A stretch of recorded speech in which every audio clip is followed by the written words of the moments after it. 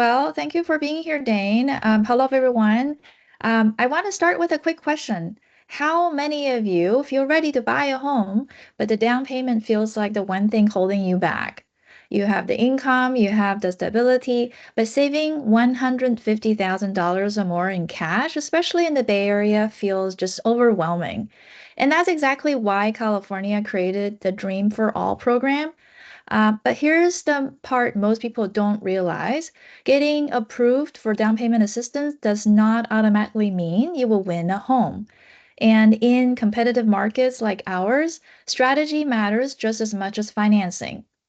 That's why we are doing this session today, not just to explain the program, but to show you how to prepare properly before the application window opens. Um, for those of you who don't know me, I am Ling Wan. I'm a realtor with Keller Williams Realty, and I specialize in helping first-time home buyers create a strategic plan, not just submit offers. So before real estate, I worked in software product management. So I approach home buying analytically, so looking at data, risk, timing, and long-term wealth building. Over the years, I have helped homebuyers compete successfully in multiple offer situations, including clients who use down payment assistance and grant programs to purchase in competitive Bay Area neighborhoods. So my role isn't just to open doors, is to help you understand market conditions, position your offer correctly, avoid costly mistakes, and make decisions that support your long-term financial goals. And financing is obviously a critical piece of our strategy. So that's why I partner with Dane Muller, Division President at Premier Residential Mortgage. Dane has helped structure countless complex loan scenarios, and today he's going to talk about just exactly how Dream for All works. What is it, what isn't, what is not, and how to prepare. So, Dane, many people hear down payment assistance and immediately think free money. So let's Yeah. start with the basics. What exactly is the Dream for All program? Yeah. Thank you, Ling. The Dream for All program is not free money, but it is a very great opportunity for down payment assistance.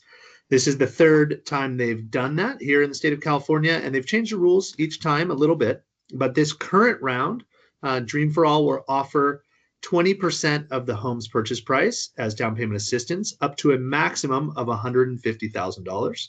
So if you're purchasing at 750,000 or below, you get 20% of the home's price. Above 750,000, your maximum is 150,000.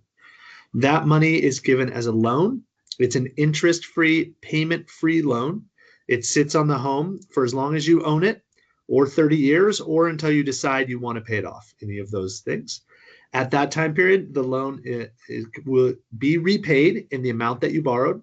So if you got that full 150,000, and then you will share a portion of the appreciation, the amount the house has gone up in value, with the state, depending on what percentage they gave you when you purchased the home.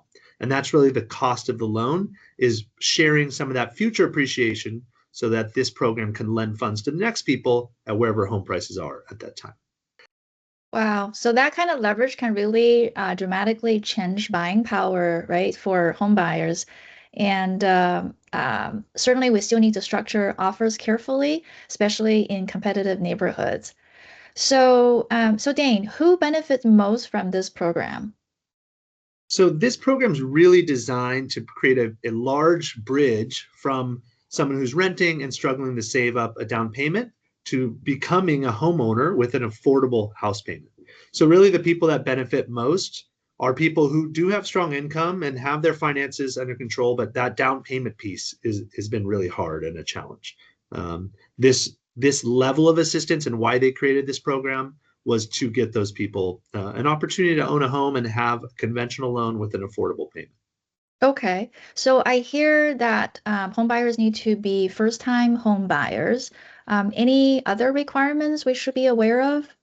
So they do need to be for all the buyers. So if it's one person or if they're married, the two of them, or it could be three people or four people buying together, all Mhm. of them need to be first-time home buyers, which the definition of that is not owning a home in the last 3 years.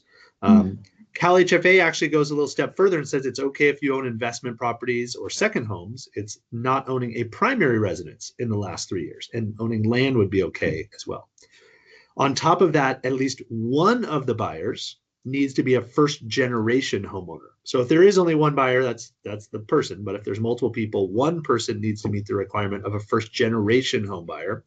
That means their parents do not currently own a home in the United States, or if their parents are no longer with us, didn't own a home at the time they passed away, and they have not owned a property, so a home, whether it's investment, second home, or home they lived in the last 7 years. So one person needs to meet that more strict requirement of being first generation. And they implemented that last round because they're really trying to help people that have historically been locked out of the housing market, and not necessarily people that may inherit a home one day. That's the biggest filter for many people as to if they can get in the program or not. There is a credit score minimum. It's 680 for most people. There are some abilities to be at 660 if you are on the lower earning side, but for most people, 680 minimum credit score. There is an income ceiling as well, but the income ceiling is very high.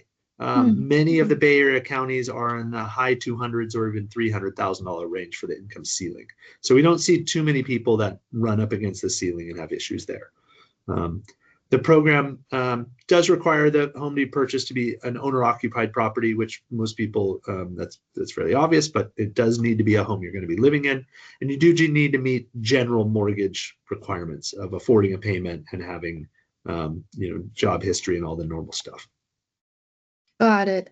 Well, that's great news because many of my clients earn strong incomes but haven't accumulated, right, $150,000 and more in liquid savings.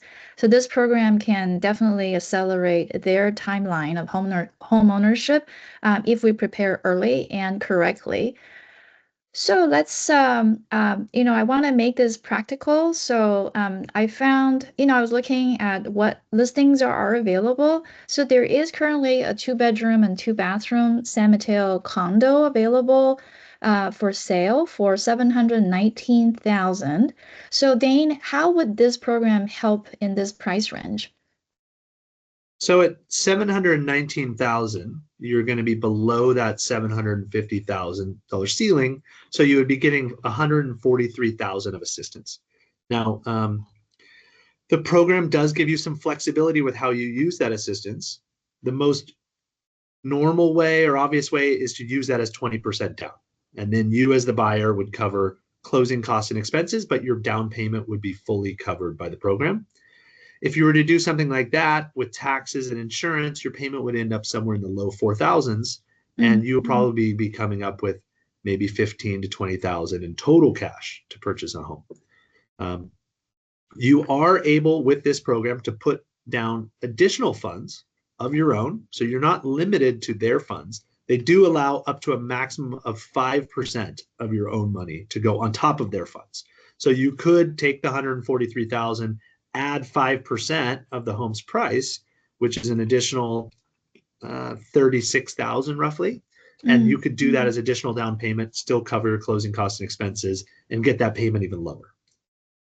Wow, Alternatively, you can use the program to cover closing costs and prepaids. So you can actually do less than 20% down. And let's say you took 20,000 of that 143 and just use that for closing costs and expenses, and the rest was your down payment. You can do that and purchase a home with no money out of pocket. And many people we've helped come in and buy a house for $500 or less doing that strategy. And you can actually use the program funds to buy out the mortgage insurance, so you have no monthly mortgage insurance as well. And that way your payment, even though you didn't do a full 20% down, is fairly close to if you did, and you can purchase a home with no out-of-pocket expense. So, or very little. So the program gives you the flexibility between those two extremes, putting a little extra down yourself or actually getting to where you put down no money at all. Okay. That's super exciting. So Dane, what is really the next step, right, for a family that is interested in taking advantage of this program? So, in order to apply, you need to first be pre-approved by an approved lender, like ourselves. We will give you a special pre-approval letter, and then the registration window opens up on for this year, 2026, on February 24th, which is in 5 days from when we're recording this. That will be Mhm. open for about 2.5 weeks. You need to put your need to sign up, upload the pre-approval letter. They do have some other requirements. They want to see a birth certificate from that first generation home buyer and some information about their parents. Once the registration goes in, they will do a lottery drawing. Now, people hear lottery and they think, well, we can never win. It's a lottery, it's 1 in a million. But Mhm. by my estimation, probably about 2,500 people will be selected. Last time we saw about 50% or so get selected from the people that applied that we had pre-approved. So it's a pretty good chance that you get accepted. They also do a wait list. And last time, everyone on the wait list had an opportunity eventually to use the program funds. So if you get waitlisted, it's not that you didn't get it. Even if you're 500 or 600 down on the wait list, those people, it took about 6 months, but they were able to get their opportunity. So first step, reach out to myself or another lender who's approved. Go through the normal pre-approval process. Make sure that lender, they should know what they're doing with this program if they're on Cal HFA's approval list, but make sure they know about the program, all the ins and outs. Make sure it fits your budget, assuming you're going to be selected, and then apply and cross your fingers they pick you. Great. Well, thank you, Dane, for sharing this program and also highlighting the importance of getting pre-approved first. So, I think, as we wrap up, I just want to leave everyone with this, right? The Dream for All program can be a powerful tool. It can accelerate your timeline and make homeownership possible sooner than you thought. But the program itself is not the strategy. In competitive markets like ours, preparation is what it creates opportunity. So homebuyers can succeed if you get pre-approved early, understand your numbers, and also know your neighborhoods, right? And have a plan before this application window actually opens. So if you're even considering buying this year, the smartest move isn't waiting for the application to open, is building your strategy today. So Dane and I are very happy to gonna be reviewing your scenario privately. And the goal isn't just to get approved. The goal is to get you the keys to the right home and the right time. So with the right also financial structure for your future. So thank you so much, Dane, for sharing the Dream for All program with everyone. I'm super excited, and we hope to help more families this year. Yeah, thank you very much, Ling. I'm very excited as well. It's an awesome opportunity, and I hope many people get to take advantage.